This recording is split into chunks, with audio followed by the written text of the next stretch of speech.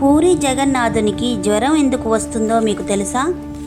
ప్రతి సంవత్సరం జ్యేష్ఠ పౌర్ణమి నాడు స్నానయాత్ర ఘనంగా చేస్తారు.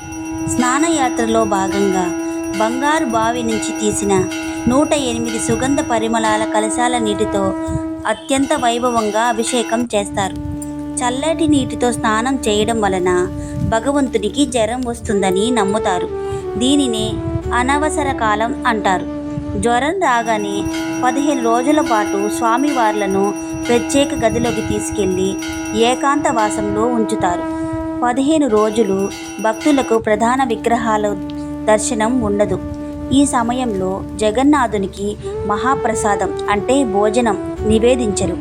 రాజవైద్యుడు ప్రత్యేకంగా తయారు చేసిన మూలికా కషాయాలు, ఆయుర్వేద నూనెలు, పండ్ల రసాలు మరియు సులభంగా అరిగే పదార్థాలు మాత్రమే నివేదిస్తారు.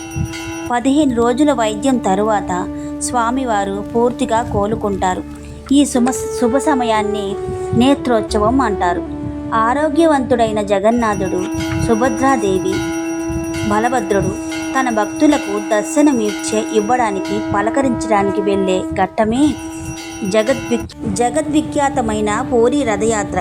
భగవంతుడు కూడా మానవ లీలలు ప్రదర్శిస్తూ భక్తులకు మరింత చేరువయ్యేందుకు జరిగే ఒక అద్భుతమైన దివ్యలీల ఇది. పూరి జగన్నాథ్ అని కామెంట్ చేయండి, లైక్ చేయండి, షేర్ చేయండి. Please subscribe.